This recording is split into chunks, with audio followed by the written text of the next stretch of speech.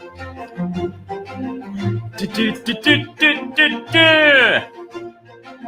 everybody. Welcome to Magic Monday. Live. Of course, it's live.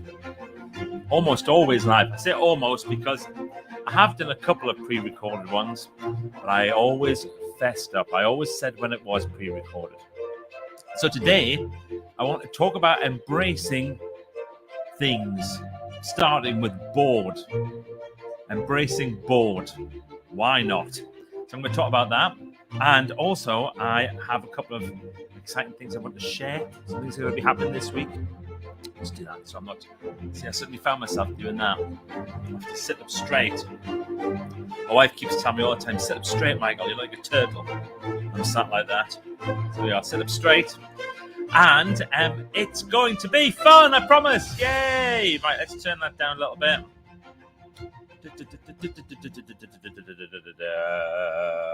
Boom. Right, so hello everybody. Welcome to Magic Monday Live. It's a very interesting time, isn't it?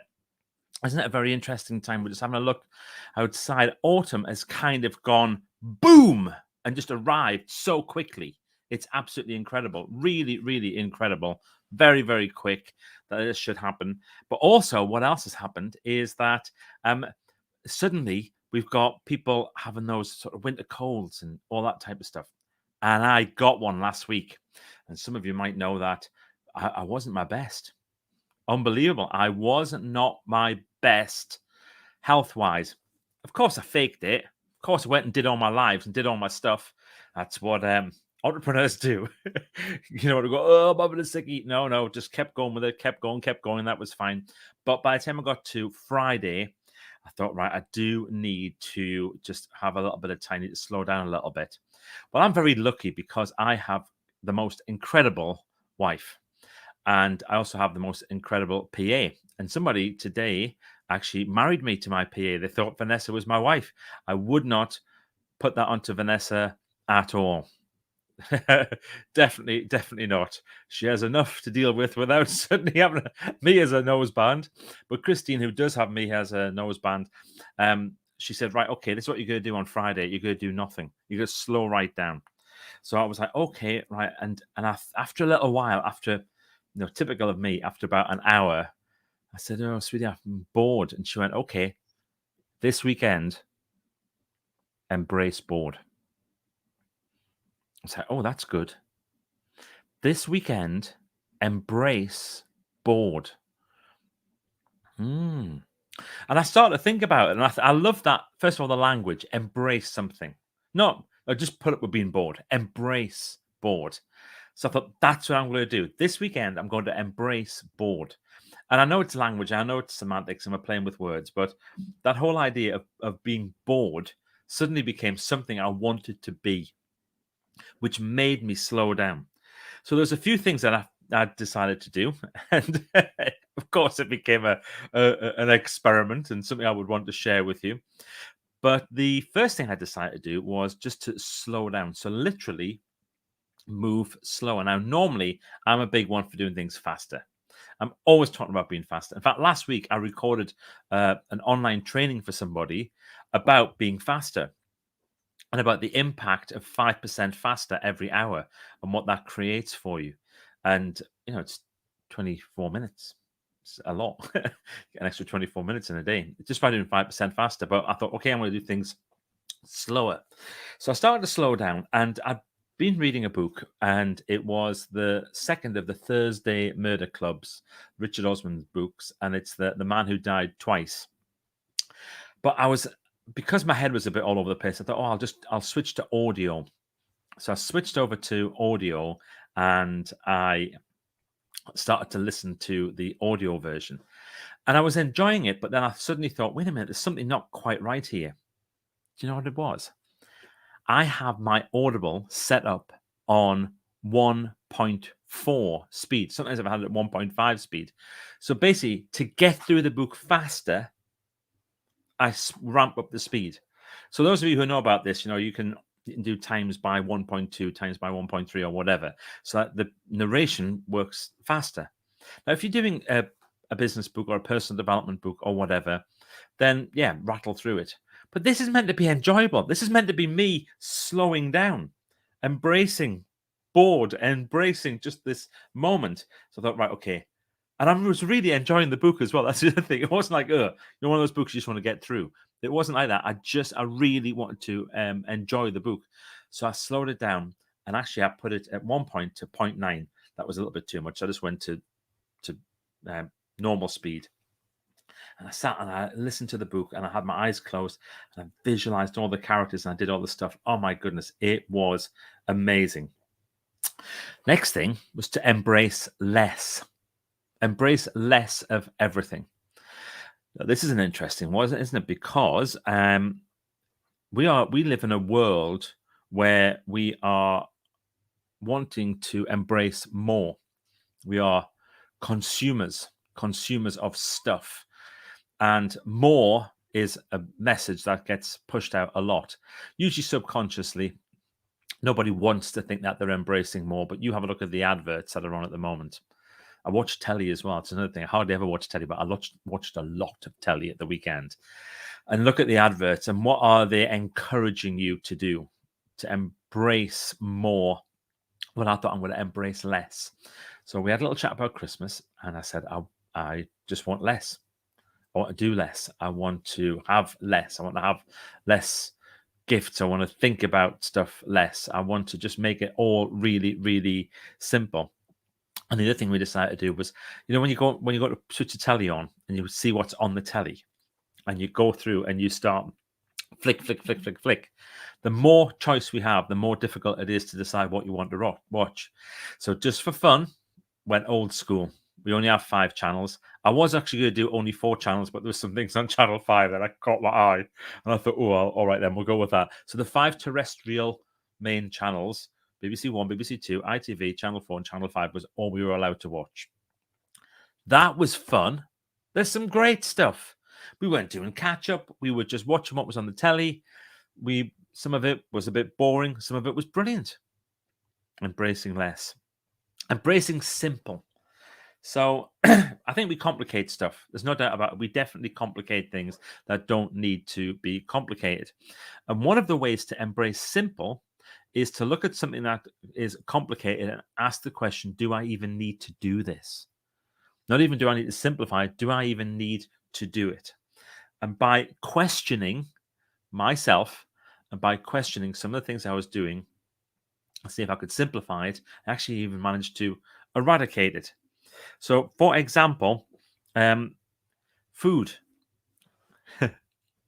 Doesn't food have to be fancy these days? Yeah, of course it does. We all love a bit of fancy, but bit of this, and we'll have that on the side, and some of this, and some of that. Well, on Saturday, Christine was pickling. And for those of you who don't know, my wife is the most brilliant cook. I mean, she's incredible. And she's made all these chutneys and pickles and stuff like that. And she was doing quick pickled red cabbage. And she said, just try some of this. And she just took a little bit of the quick pickled red cabbage and just put it out. And just before you eat it, just have a look at it. And isn't that brilliant? Just to look at some food for a second before you eat it. Then she said, just try a little bit first. And I brought it and it said, have a little smell and a little crunch. Oh my goodness. It was just phenomenal. So our friends, our next door neighbor's parents, actually, Mick, he grew the red cabbage. So it was fresh, organic red cabbage. And it was just cooked. It wasn't cooked, actually. It was just pickled perfectly. So brilliant. So beautiful. And it reminded me that I remember a couple of years ago, I was talking to Simon Rogan. Some of you might have heard of the chef Simon Rogan. He's brilliant. 2 Michelin stars. He won the Great British Menu, I think 2 or 3 times now. He's restaurants voted best restaurant in the UK at Longclume. He's a phenomenal guy. And he said, I said, what would be the perfect meal? What would be the perfect thing for you to create? And he said, I know, it's 1 carrot, just the perfect carrot on a plate. And it's so perfectly grown. It's so beautifully grown that all the flavor is in there. And all you have to do is just cook it very, very simply and just put it on a plate. And that will be perfect. Isn't that great? Embrace simple. Next thing is embracing hungry. This is a hard one. Embracing hungry. I had to learn how to do this when I first started to do fasting. And a lot of people kind of go, when you do fasting, they do the thing where they will have maybe 16 hours of fasting, which is a great idea. You don't just miss out your breakfast and then eat before 6 o'clock and then have your time until 12 the next day. But when I took up fasting, I learned about fasting and experienced fasting. I went to a fasting clinic, and the very first proper fast I did was 20 days. And actually, it was much easier than you think, because the guy who was looking after me, Dr. Garcia, he said, when I said, "Oh, how are you feeling?" I said, "Oh, I'm a bit hungry today." He went, "Oh, excellent. Embrace the hunger." Isn't that good? Embrace it. The second I started to embrace it, I didn't feel hungry, because it's your brain playing with you. That's all it is. Hunger is that thing, we don't know what hunger's really like. We don't know what it's like to go for weeks and weeks and weeks and experience malnutrition and all that type of stuff. We don't really know what it is. This was just a bit of inconvenience more than anything. Just getting everything else I needed. So embrace the hunger. And I did.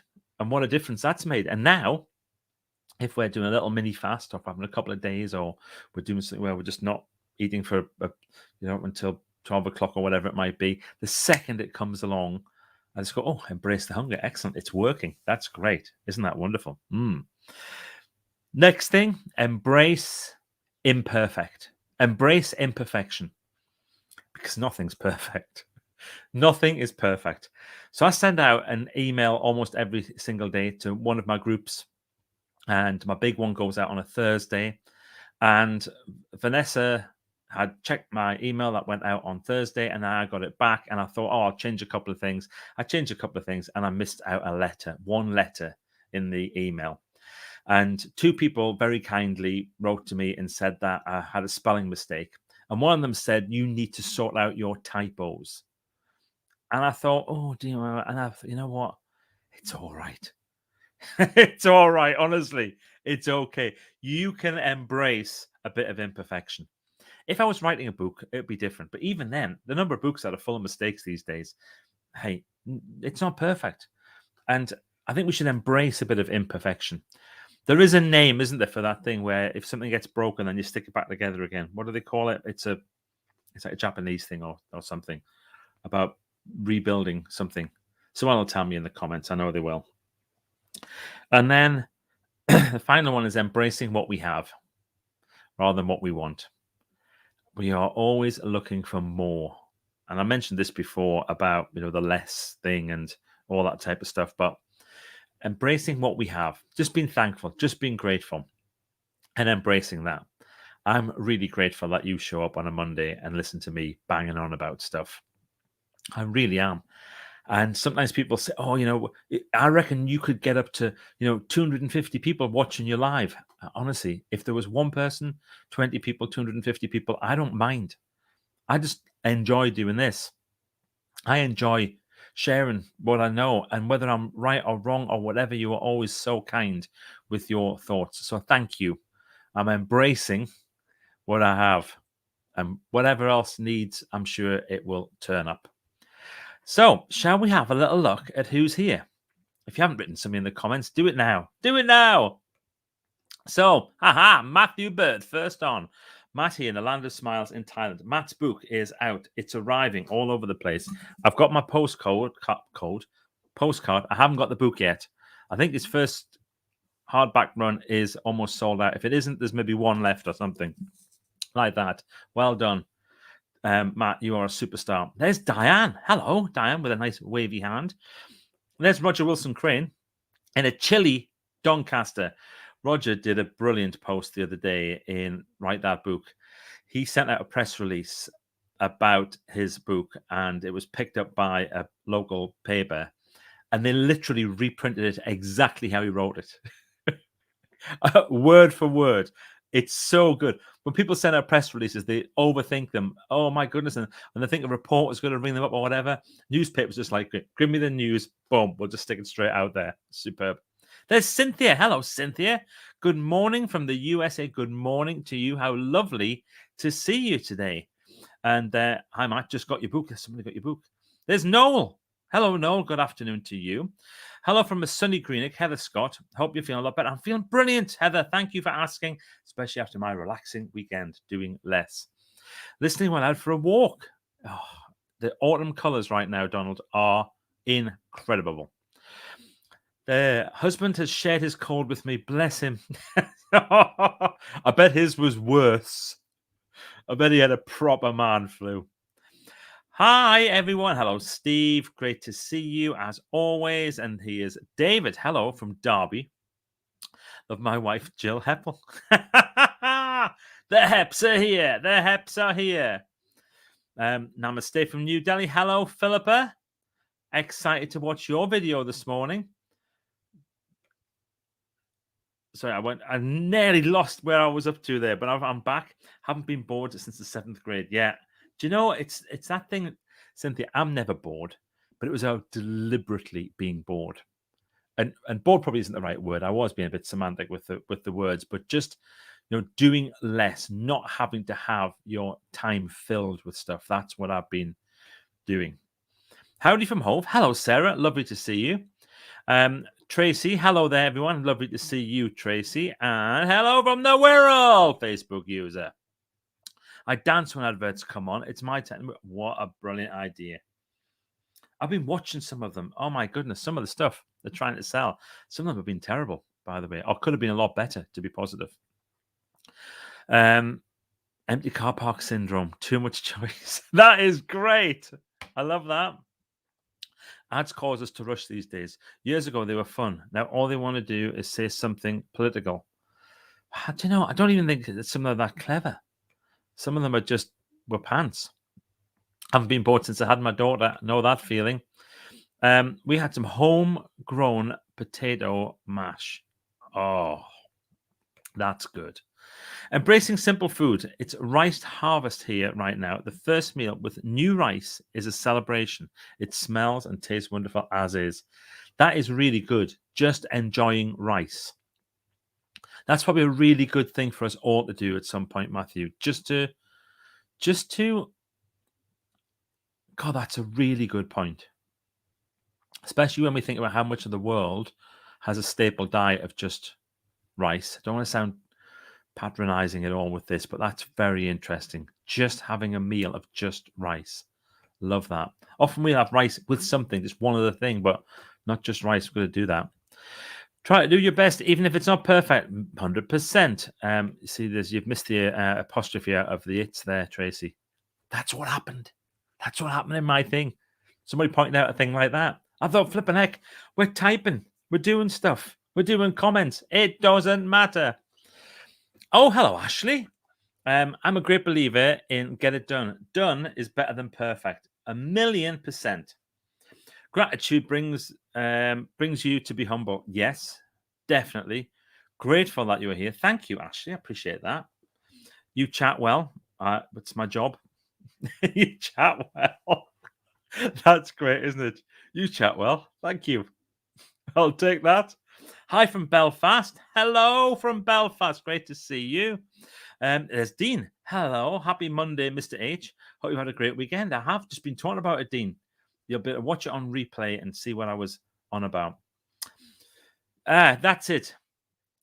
Kintsu, the concept of highlighting or emphasizing imperfections, and wabi sabi, finding beauty in imperfection and seeing the value in worn objects.